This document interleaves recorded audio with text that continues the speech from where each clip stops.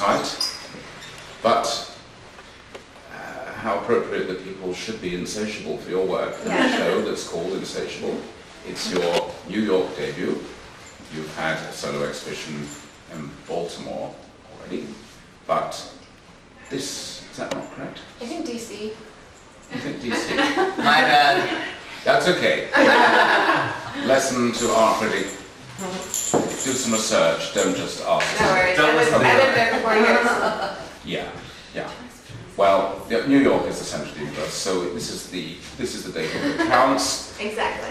And it's a great pleasure to sit down and have a chat with you about where these works come from and where they're going, and how we should, I'll tell you how I look at them, and you'll tell me perhaps if you look at them differently, and then we'll work out, get our bearings from there. That sounds great. That sounds good. Looks like we've got another people. Oh yeah, just come on through.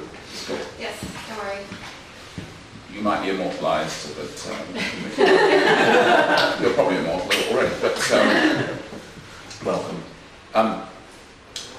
Yeah, what's really striking to me about these paintings, apart from their mood and their accomplishment and their skill and the good spirit that they inspire, but in a kind of more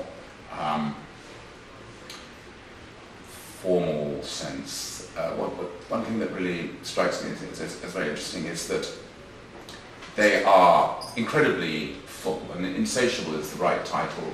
It suggests the veracity of your vision, the way in which you want so much in the work, Yes. and there's not just in quantity, but you want things that are themselves growing, and there's this sense of multiplication and abundance, and indeed sometimes abundance, sometimes indeed excess. But at the same time, even though many of them are nocturnal or lit artificially, there's also a sense of, there's not a sense of heaviness. The abundance doesn't, or even the excess, doesn't make these into broodingly heavy paintings. That instead, actually, everything is permeated by a lightness of being, a presence. I think that's what gives them a lot of their joy. And I just wonder, as a first question, therefore, to you is, in the process of making them, when you feel the painting's going in a certain direction,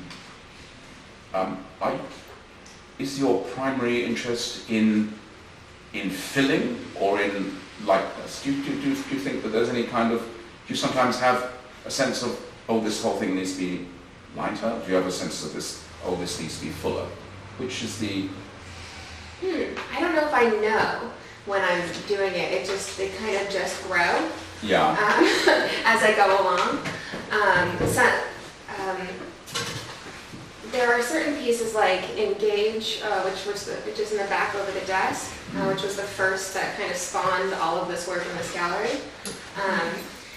And that one was intended to be very full.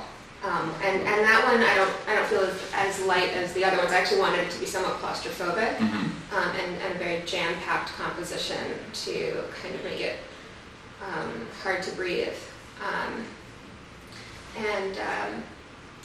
And so some of them, they all have different ways of starting out. And like they're kind of like in like groups of 2 or 3 that have like a similar process, and then I'm like, okay, I need to change it up. And start it out. But the light or the heavy thing is not, I don't know it until it starts to happen. But I do use like clustering of forms and imagery as a way of like finding compositional structure. I would say. Like a go-to thing that I've always done. They're very rich with art historical, not necessarily direct references or quotes, but a sense of allusion or affinity for art historical sensibilities. But it's actually quite a sort of potpourri of sensibilities. It's not that they we just say, oh, they're Rococo, or they're Baroque, or that they're they remind us of Dutch still lives with their obsessive detail, or they remind us more of French decorative painting of the 18th and 19th centuries. In fact, it's all in there. So there's a kind of an insatiable lust for art history as well as for flowers and objects and sensations. I would definitely agree with that. Yeah, I feel like I'm always kind of trying to learn and live up to these painting heroes that I've respected for so long, and they change based on my mood or what the painting needs. Yeah.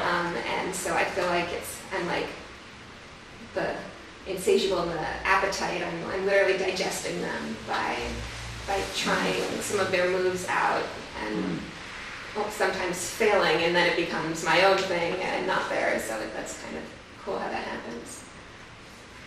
You've been painting or drawing at least since childhood, I imagine? Oh yes. Yeah, Gail's not here, but she was the first one that said, "Allison's cat looks like a cat." When I was 7. Well, that's we all need a good critic.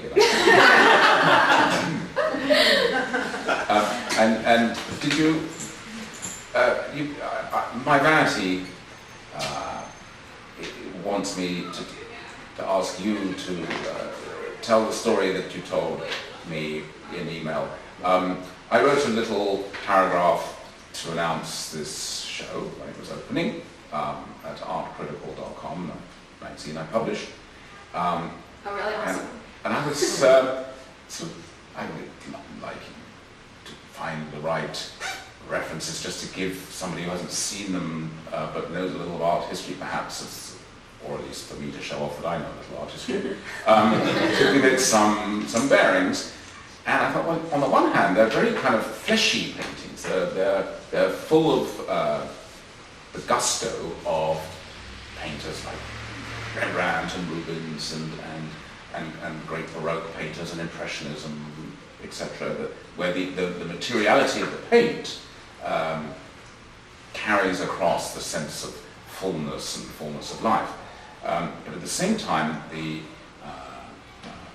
love of detail and the finesse of observation sort of go against the quick, brushy, open kind of painting to be one that's usually ends up being very tight and empirical and sometimes literal.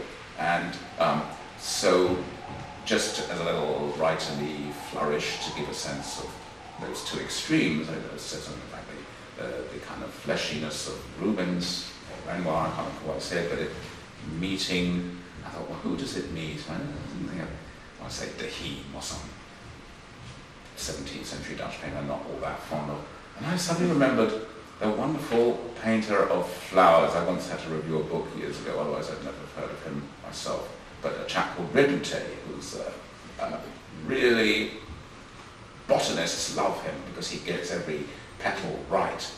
He's almost like a scientific. Yeah, more as much. He is to flowers what Audubon is to birds. Really. And so I said, Rubens and Redoute. And you take it on from there. What That's me, I guess. Yeah, they had a baby. So I didn't know who Redoute was when he wrote this amazing write-up on my work, and so I was like, well, I better find out who this is.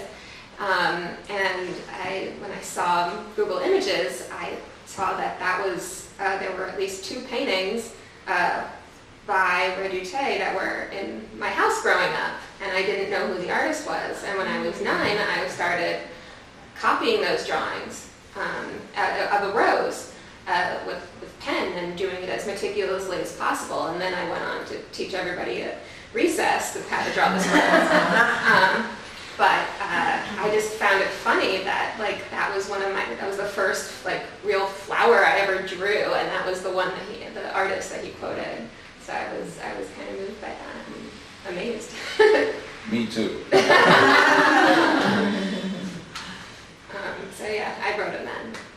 So you're a student at MICA, and you graduated not so long ago.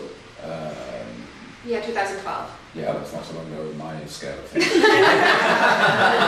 In yours, it may be half a lifetime ago. But and MICA is anyone doesn't know, is one of our premier schools for certainly for graduate studies, one of the top 20 schools in the country.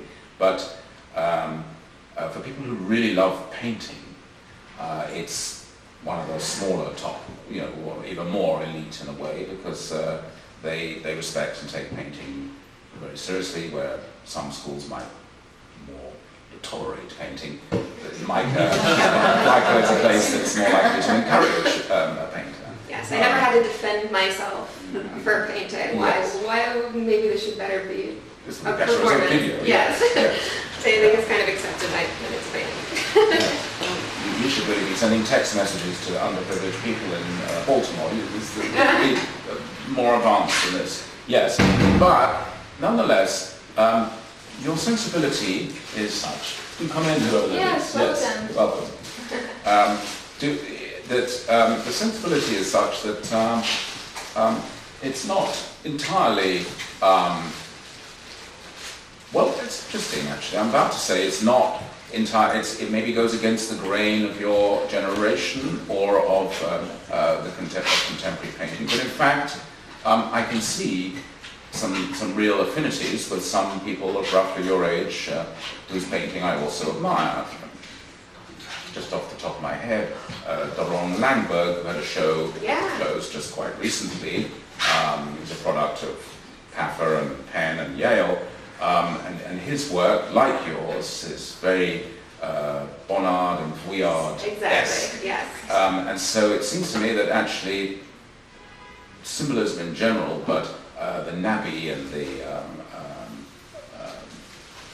that kind of post-impressionism is enjoying some serious attention from the kind of young artists that cause revisions to take place. I mean, people, the art world gets very set in a canon and an understanding of who's really important, and that's often shaken up by younger, newer artists.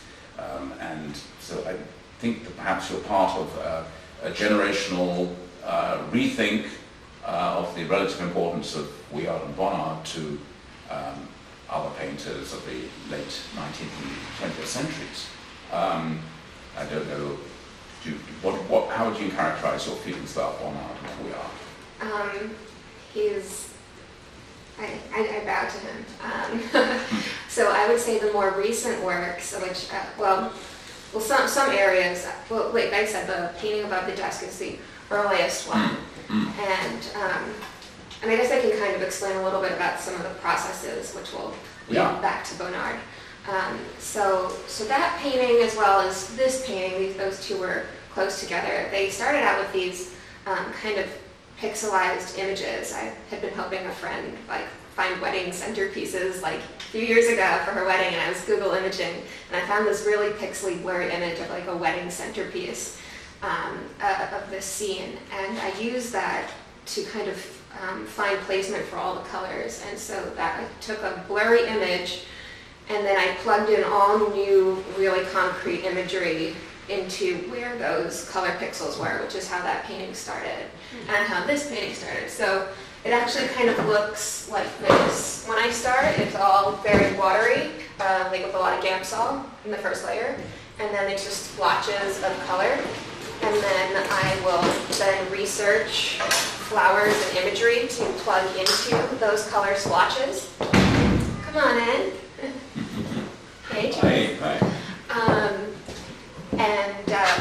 But the interesting thing, so I'm bringing that up, is that I already knew where most of my colors would be from the get-go, because I was following these blurry pixelized images.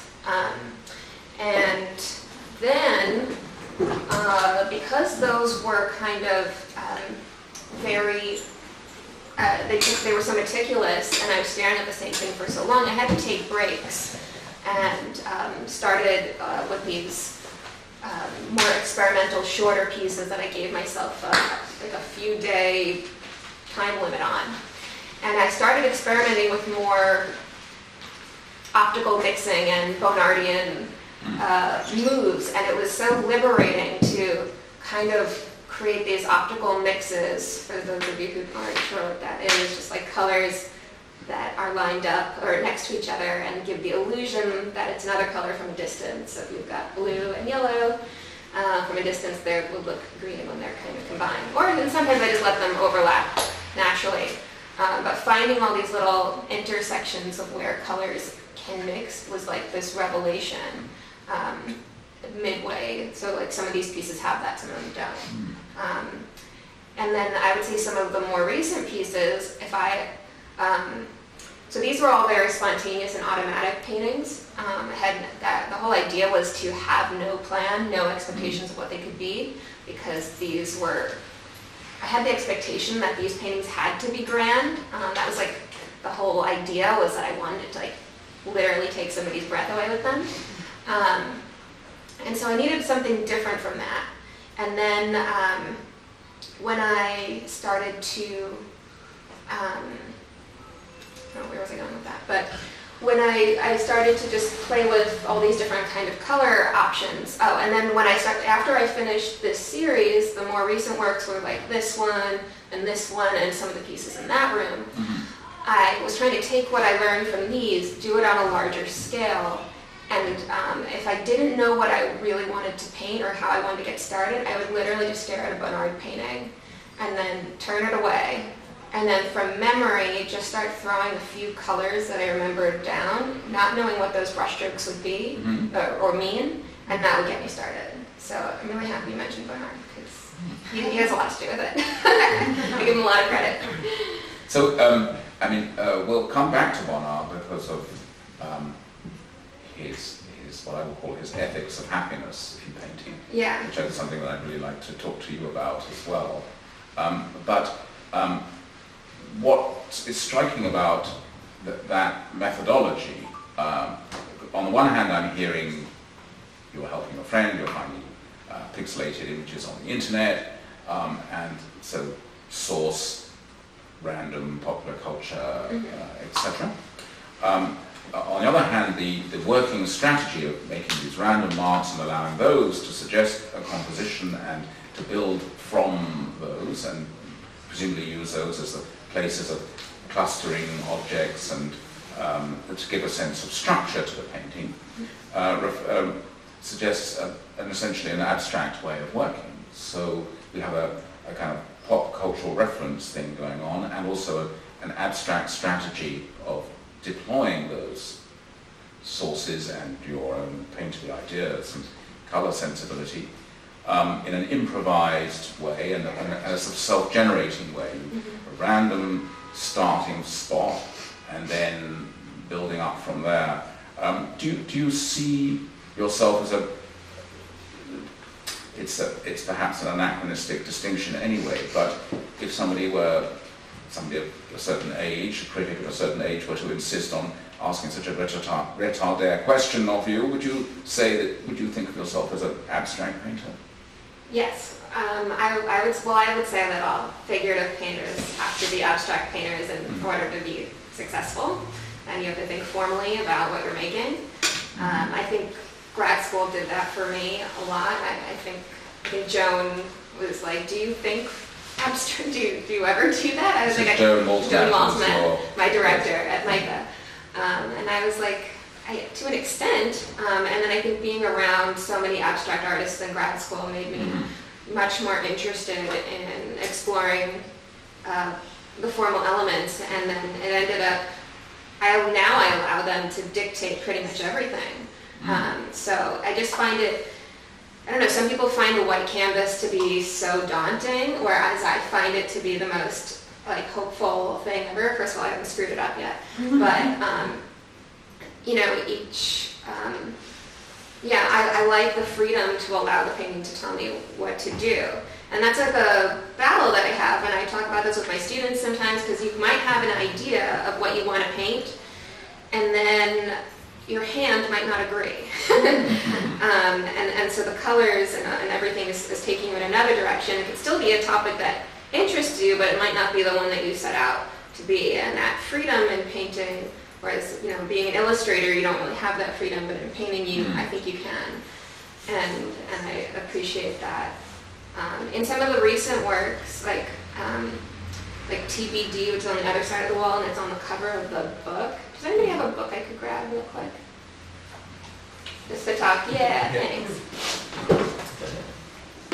So this is just the prop section of that painting on the other side of the wall. But this one literally started out with, there's a couple of brushstrokes there, so speaking of abstraction, and didn't know what those would be. And then after I stared at those, I basically said, okay, Allie, is that going to be, are those marks going to lead to an interior or an exterior space?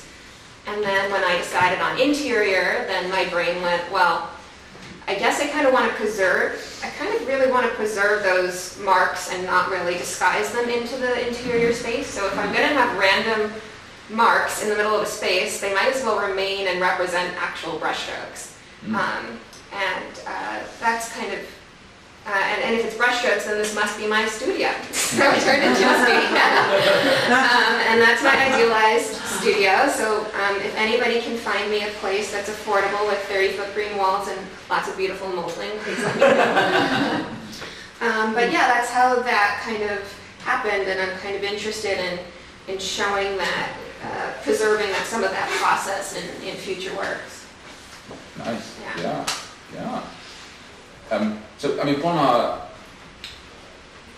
and Vuillard, who I also mentioned, in the late 19th century, they're part of a group of advanced artists and poets around the Revue Blanche, and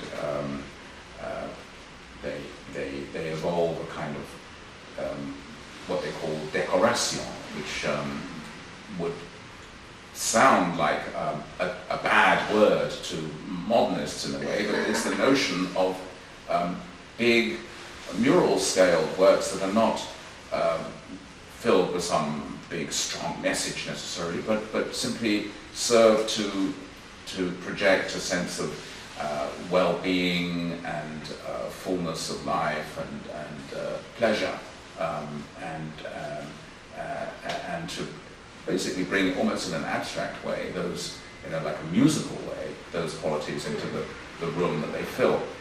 Now, Bonnard's an artist also of psychological depth, and as his work becomes darker in mood in his later career, we go back to the famous quote from his from, I think, around 1912, where he says,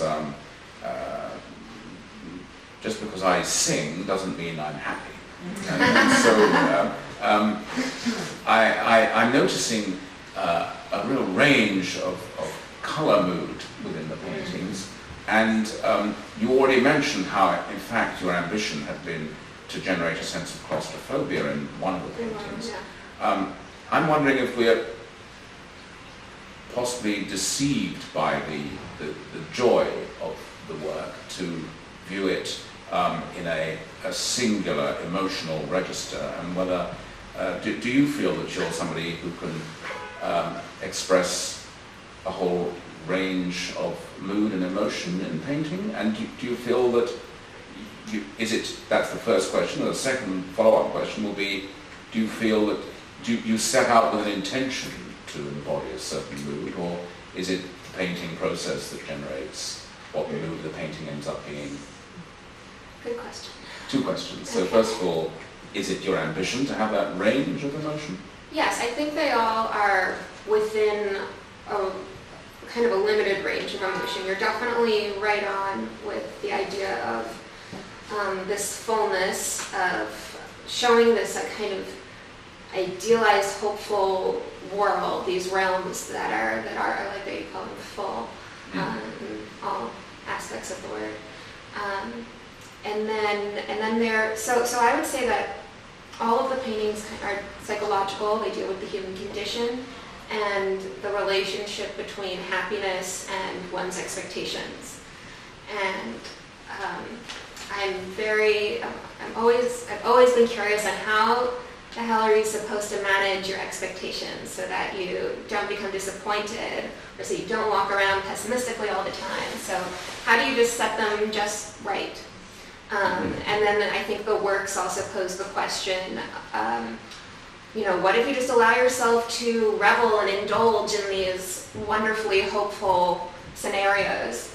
And then, of course, there's the danger of reality not matching up and falling. And so there's a darkness that I think lurks beneath the surface of my work, which I think is trying to reflect reality and reason kind of sneaking in. What if this moment can't last? What if it never happens? Kind of thoughts like that seem to be prevalent in most of them. Not necessarily these, some of these maybe, but these were, and how much is planned is kind of part two of the question. Whether the intention, whether you're conscious of an intention to project a particular mood, or whether the painting process is what in fact determines the mood of the painting. I am by the mid-beginning, so while the half of this work, so after I did these, they gave me the confidence to be more spontaneous on the larger ones. And that spontaneity only went to an extent, because once I have, these couple of marks down, then I stop and then I do a ton of brainstorming, and I do set out the intention. So the marks are there at the beginning, no idea what they mean, then I sit back and I reflect and I'm like, okay, now I've got to figure out what I'm going to make out of this. And I've developed this kind of funny process where I actually will take those few marks I started out with and print out 7 printouts of just those marks and paint on all the printouts, all these different scenarios that could evolve around those brush marks. And I'm trying to figure out a way that I could maybe even exhibit those tests one day, although I don't know if anybody would be interested. I'd be interested. Yeah, they're interesting. And it's kind of this obsession. So the works, I think, are a little bit, my process is obsessive. It talks a little bit, I think, about obsessing and allowing myself to indulge in the obsession. And then the process I use to get there totally reflects it, whether I want it to or not.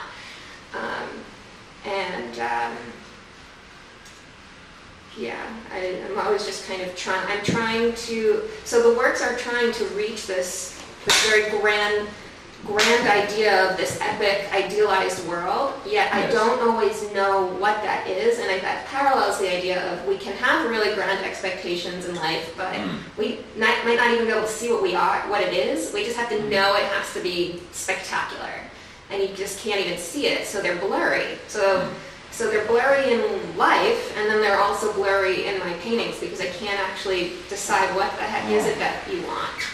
But isn't blur also indicative of a dream state? Yes, yeah. And I would call these psychological hallucinatory state. Yeah. Yes. Yeah. Inebriated state.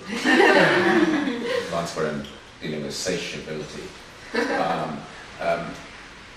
That leads me to say, I love the world that you're conjuring. I think it looks like a fun place to visit. But Hammershøi, a painter, Wilhelm Hammershøi, the just Danish painter came to mind, with interiors, or Donald Judd in his sculptures. These people can project an ideal that's very clean and austere and minimal. To a minimalist, this would be a nightmare. They loved my work when they came to critique me in grad school.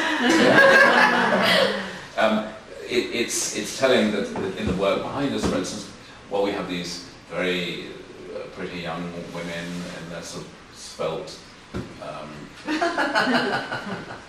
dresses there, sort of bacchanal of sorts in that room there, and then these decorative elements, and then the pinks and purples of the flowers. This is an imagery that is traditionally or conventionally associated with the feminine. Where do you stand in the politics of projecting a kind of femininity of the extreme that you do find insatiable? Yeah, that's a good question. Is this a capitulation or a critique? So the feminine, I think, was something I knew in painting was kind of a danger zone, meaning really, and I hold these analogous rainbowy palettes that strike one, lots of flowers, all of these things that I think I avoided for a while. I feel like Julie Heffernan's work gave me some permission to indulge in the femininity a bit, even if that wasn't her intention. And I kind of wanted to push it to see, can I make a sophisticated, layered painting that is overly feminine, or will it repel? Will people bother to look deeper? And there's kind of like, I guess I'm kind of testing a little bit, but also indulging and doing and reflecting on these romantic references. I'm kind of referencing all these romantic elements that can feed these environments. So like Instagram filters, fairy tales, Disney, anything, architecture, anything that can help build these idealized environments, which allowed me, because of my subject of what I'm talking about with these expectations, it allowed me to kind of indulge in the feminine regardless of what that could, make people think. Although it's funny that you brought it up after talking about this one especially, because this one is like specific. I think this is really subtle, and I wouldn't expect anybody to get this, but this one actually focuses on the male gaze. And it was my attempt to try to assume the role of a man, a straight man. Yes. and the male gaze is such a loaded term, because it's like, we shouldn't generalize all of you. Right. But and then the interesting part is then, what is the male gaze of like the male artist or viewer looking at this piece? And I always find it interesting to hear what they have to say. I think some people with a male gaze might ask for those figures to be the size of these flowers. But it could also be a gay female gaze, of course. It could. It could be anybody. But it also, realistically, even with lecherous heterosexual males on the prowl, I propose that actually the most of the population that looks at pretty young women is other pretty young women. So in fact, actually, if you look at women's magazines, if you look at women's interests, making us want to look like them. Yes, and if you look at how many women, including fierce intellectuals and liberated individuals like yourself, prefer to dress in a quote-unquote feminine style. Hell yes. Yes. This suggests a more interestingly complicated sense of whose gaze and ownership and what the issues are, which I think contemporary and new wave feminism deals with in really interesting ways. So, I just perhaps neither you nor I can really fully or correctly answer or properly answer the questions of what are the implications politically, socially of this aesthetic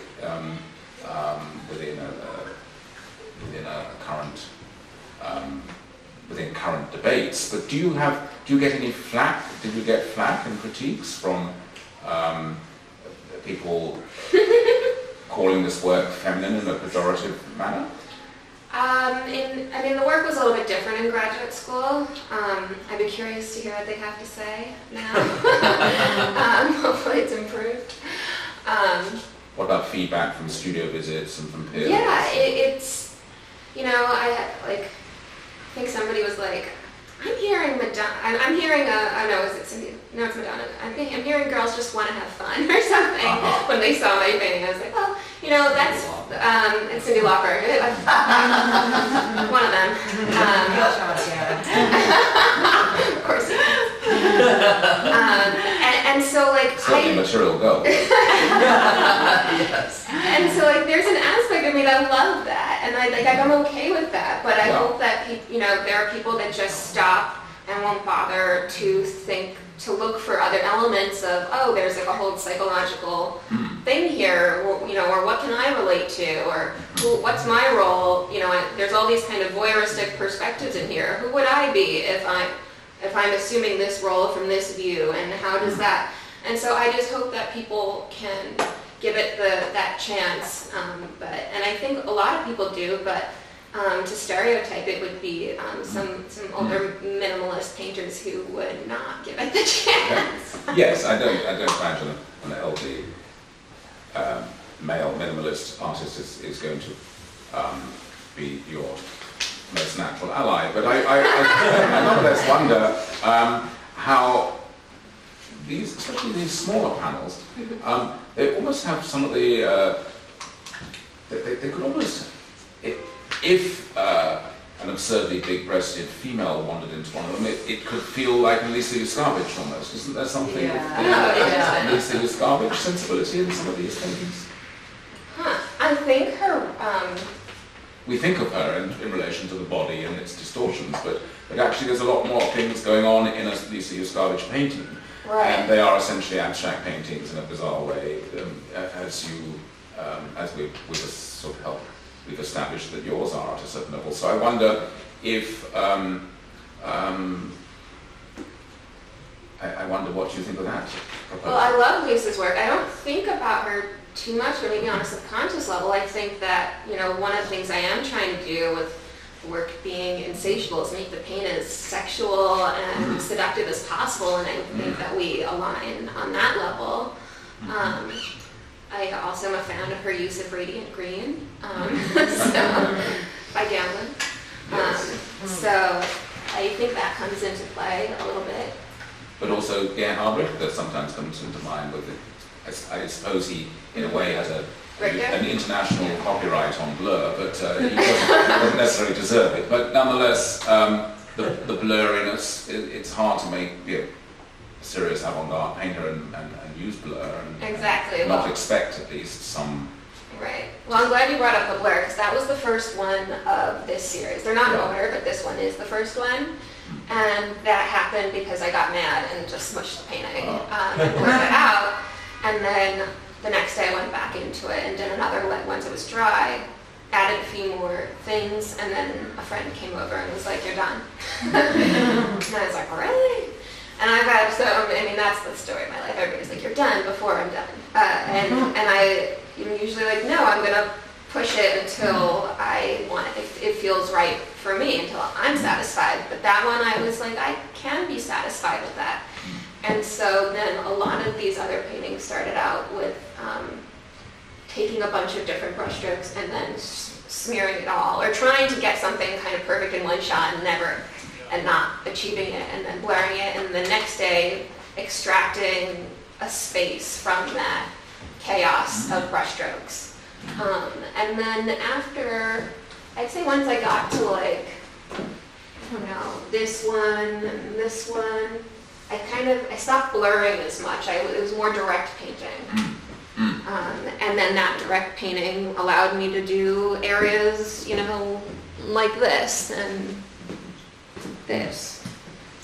So, yeah. In the smaller paintings, not the bigger ones, as well as Julie Heffernan and Lisa Yuskavich, I'd have thought in some of them almost actually Will Cotton also comes to mind with his fluffy cotton candy clouds and his cookies and his cream and icing and things. A sense of, but Yuskavich and Cotton certainly. Heffernan, the work is more ambiguous and complex, I think, but to some degree as well. they're all offering some kind of critique, not in the sense of a harsh, negative, antagonistic critique, but they're all engaged in a certain way with the politics of excess. Yes, absolutely. And with your title, Insatiable, it would seem that you are too. But do you go along with that? How would you say you stand in relation to the gaudiness of, or the excesses of, because you've spoken in rather idealistic terms of a kind of fantasy utopia of excess. But I wonder if in our environmentally catastrophic culture, if in fact excess and the demand for abundance and the need for ornamentation are all part of a kind of ecological catastrophe as well. Absolutely, I like that. It's like this constant wanting more is very dangerous, and I think in some areas in these paintings they kind of explode, or could be almost, they're just on like the tipping point of like exploding and being too much. Yeah. And so when I started this painting and that painting, Engaged, behind the desk, I really was examining the expression "take your breath away." I wanted to make something that really had this wow factor, which is a ton of pressure to put yourself through as an artist. I think I was also thinking, like, what if this is the last painting I make? So I have all these like really weird thoughts when I make paintings that make it hard for me to paint, and I put this like crazy amount of pressure.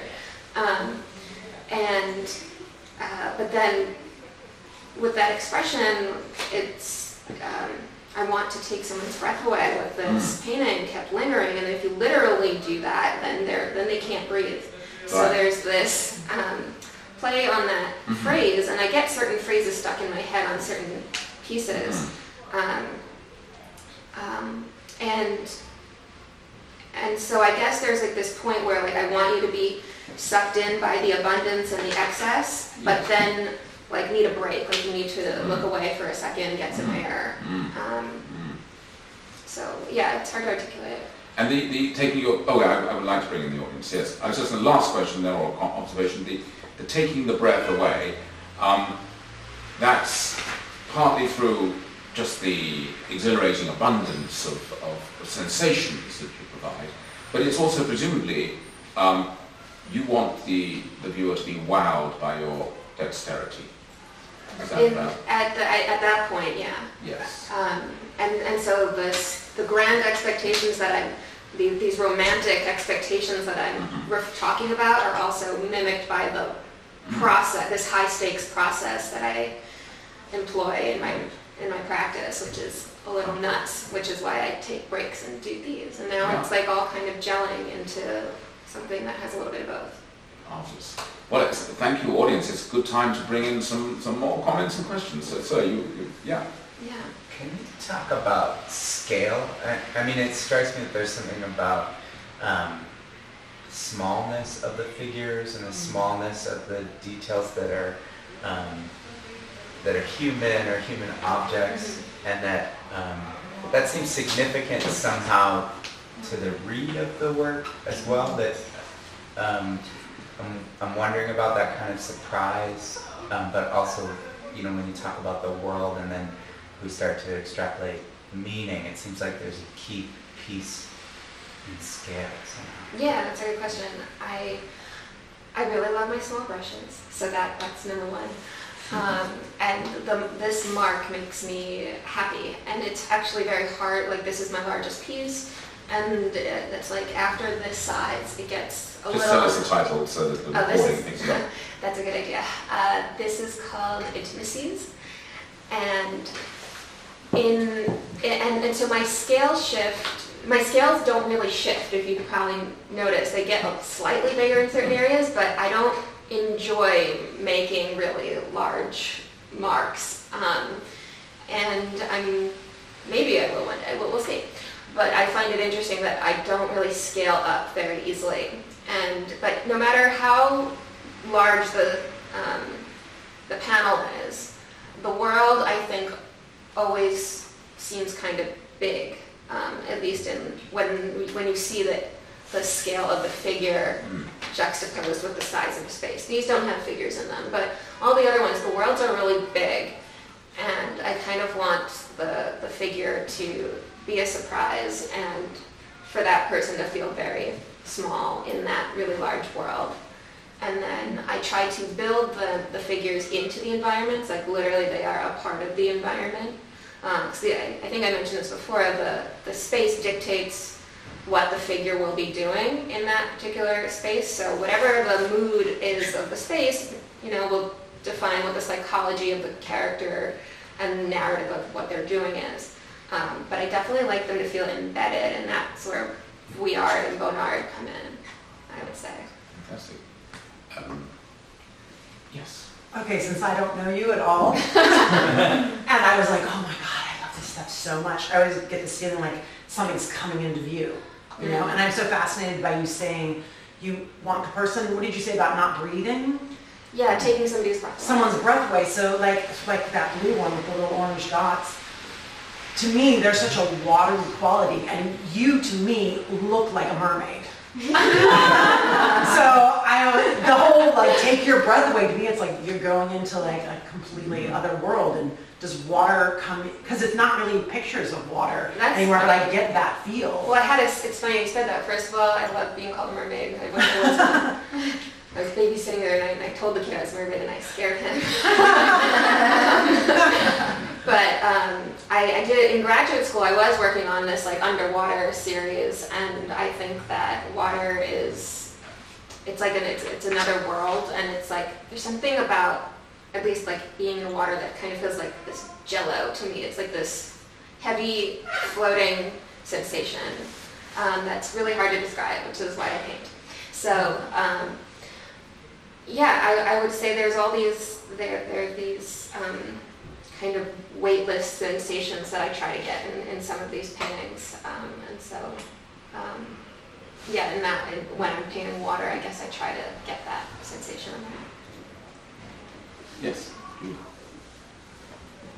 I would posit that you perhaps don't. Okay, so if you're interested in excess as a bad thing, there will be a point where the paint will get ugly.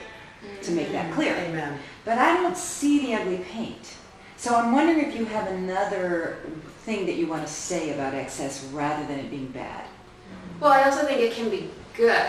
I think the paintings are this like attempt and failure to create a perfect moment. So it's like the hope and the fullness of trying to get this ideal moment in time is really interesting to me. So I guess that's where the pretty seductive paint stuff happens. And I would say maybe I don't know if I wouldn't be afraid to try an ugly thing with paint. It happens like but maybe underneath it's the opposite. Maybe you're at a time Maybe in you're your life. misunderstanding your intentions. Yeah, maybe you're at a time in your life where you're a mermaid and life is exquisite and it's full of possibilities, both material and cerebral. Maybe there doesn't have to be that downside. I mean, I don't know. Obviously this world is crazy and we don't want to be irrelevant to that, but... Right. Well, no, I would love to make, I've tried to see, can I make a perfectly blissful painting, if that's what you're saying. I don't know what I'm saying. I'm trying to... I think what Julie's saying in a way is, why are these not Marilyn Minters if you're feeling... why are these not more like a Marilyn Minter if there's a critique of excess or anxiety about abundance and insatiability? It seems, in fact, this is the ideal... This is if you imagine a Marilyn Minter, a character sort of in a Marilyn Minter video wandering through all those jewels and all that Gunji glory, that if you imagine what that person wanted when they went into that scenario, that's maybe what you're painting. I'm painting like the response. It's like when it's a lot of these paintings I feel like are these kind of liminal zones between being in the moment and what's happening in your head. And can you allow these idealized spaces to fully overwhelm you and consume you? Can you be fully immersed in these spaces?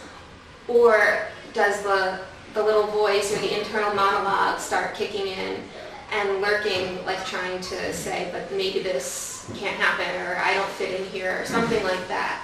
So it's more of like a subtle, I'm kind of interested in these duality, these moments where you're thinking two things at once, and you're in this kind of internal war of like trying to be in it and then not totally being able to.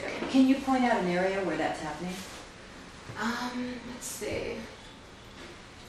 Well, I would say in this piece, like, I'm assuming this role, and like I'm like kind of on the outside, and I don't know, that's for anybody to assume that role of that hand, but for me as the painter, it became me. So I have a lot of these meta narratives. So it's like me, I have these out of body experiences because I'm often in the painting, and then I'm now meta watching myself in the painting.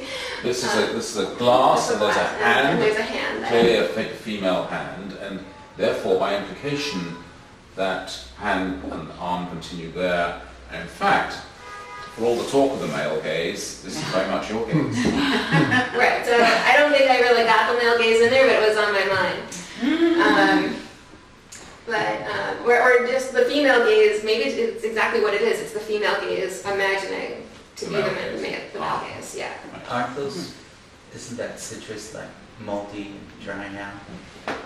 That might have happened over time. It's like our still lives are on there. Yes, I think your uncle has it. What I'm wondering about is that there's a motif or something. You always have a wine glass, and many of I've yours. stolen a lot of yours, I'm sorry. Wine, but I wonder whether you're trying to suggest that this excessive, this stuff is well, it might be an idea. It's not really realistic. And there's some inebriation involved in how you're viewing the world. Well, that's a good question, because you're right, it is a motif that appears a lot, but for those of you who do know me, you know me, so I don't drink alcohol at all, and I wish I did. So if you see me with a wine glass, it's usually got water in it, or it's empty and I'm posing with it. I think the wine glass theme was more of like a sound, which is weird because I know this is like very far reaching, but I try to see if how can my paintings activate people's senses, and so I think of like the clanking of glass with wine glasses and dishes, and just as like an element of like shine and sound to add to this very decadent environment. And I think it's also maybe it is also saying something that I am always sober in all of these environments. They're always empty. And they are empty. So, So, yeah. something on alcohol. Well, that would be nice. Empty. Ready to be Yes. filled.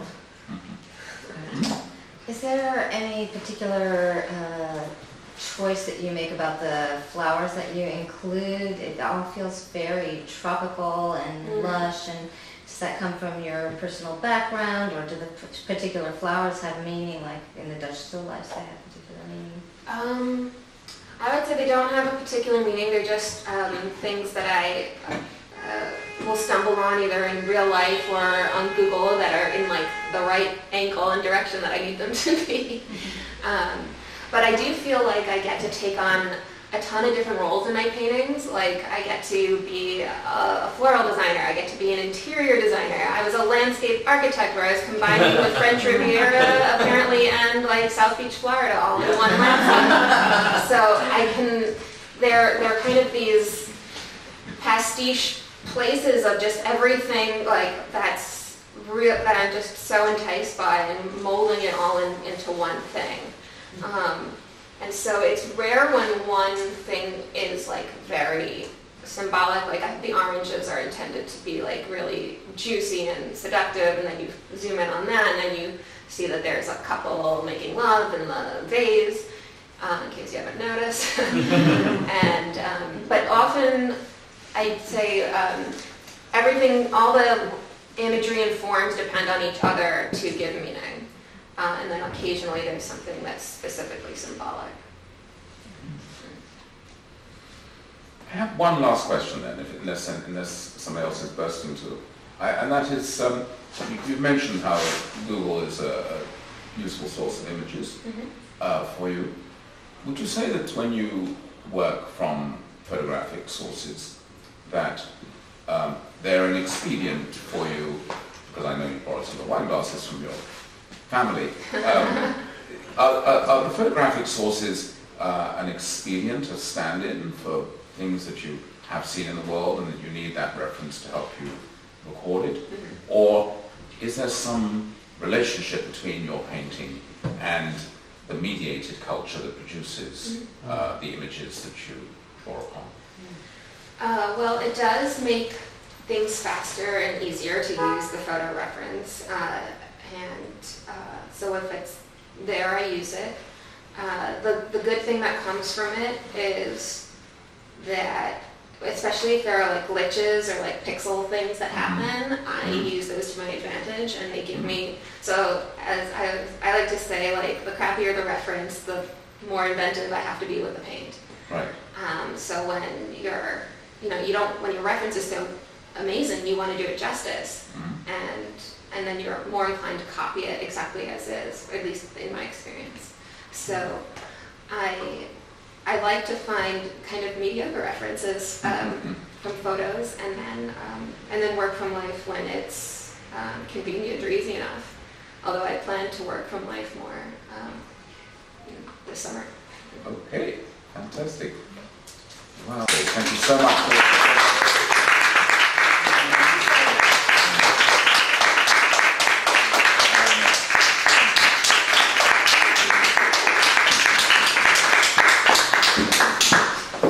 Thank you all so much for coming. It means the world. Yes, thank you, Hopefully the everyone. weather is better now. But Thank you for showing your beautiful art. Thank you.